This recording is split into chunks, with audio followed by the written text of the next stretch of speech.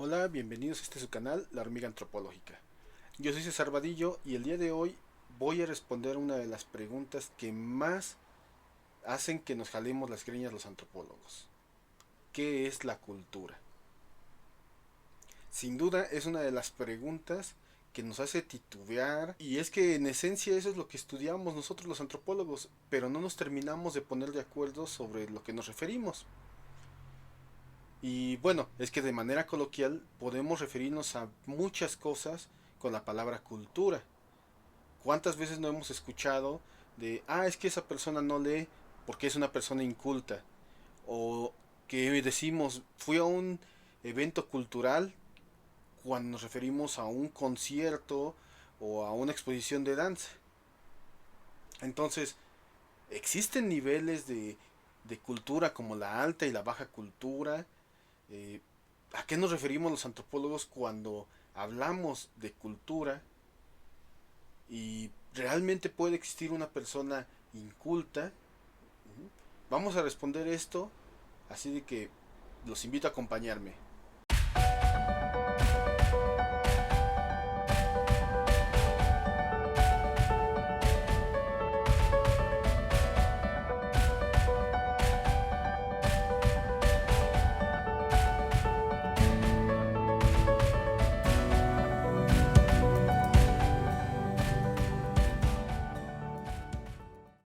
La palabra cultura proviene del latín cultus, que significa cuidar o cultivar, mm, que es de donde proviene la idea de que la cultura es algo que debemos plantar y cuidar para tener un resultado.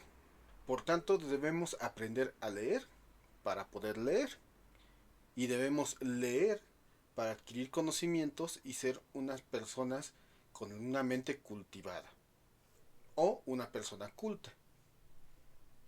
En este punto podemos responder la primera de las preguntas que planteamos al inicio. Si existe la alta y la baja cultura.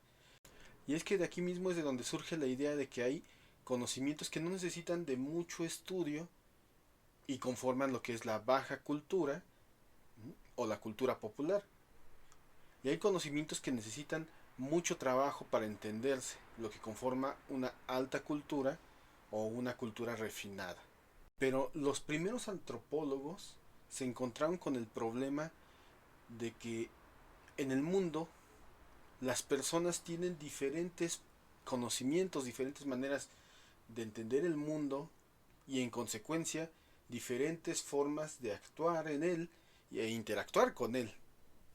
Fue entonces cuando intentamos definir a lo que nos referíamos con cultura, más allá de una definición coloquial y de una manera más precisa y concreta.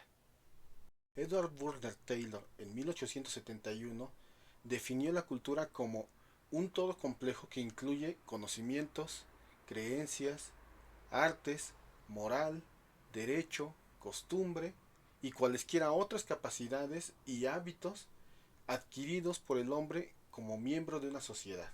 Casi todo lo que como seres humanos hacemos en realidad, pero su definición destaca porque resalta que son características humanas aprendidas y transmitidas socialmente. Posteriormente, Franz Boas define la cultura como la totalidad de las reacciones y actividades mentales y físicas que caracterizan la conducta de los individuos, componentes de un grupo social, colectiva e individualmente, y en relación a su ambiente natural, a otros grupos, a miembros del mismo grupo y que cada individuo y de cada individuo hacia sí mismo.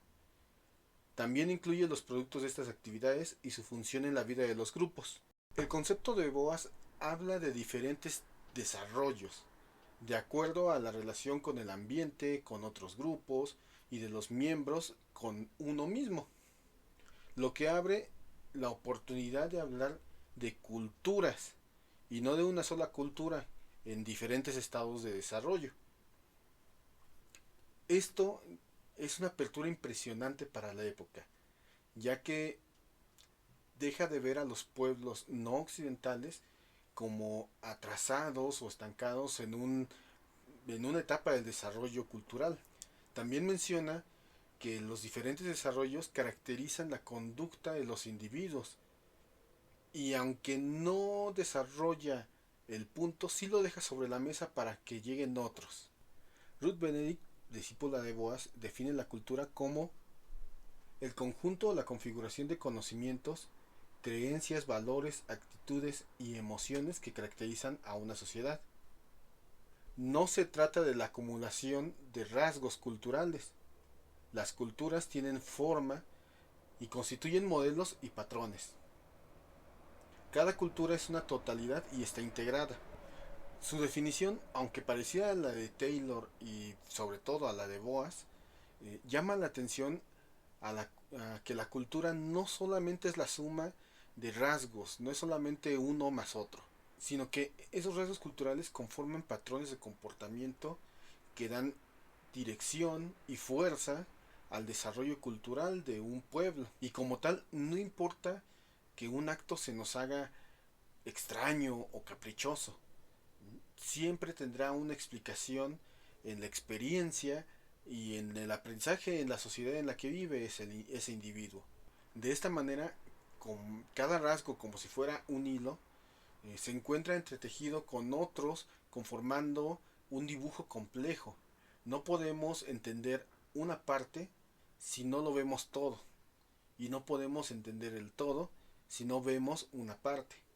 Por eso los antropólogos podemos comenzar hablando de un grabado o de un tejido típico, seguir con el significado simbólico de los colores y las formas, pasar a los medios de producción del objeto y de sus materias primas, brincar a las relaciones laborales y terminar hablando de conceptos sobre la economía del grupo social. Entonces, ¿la definición de Ruth Benedict es la más correcta? Pues lo cierto es que no.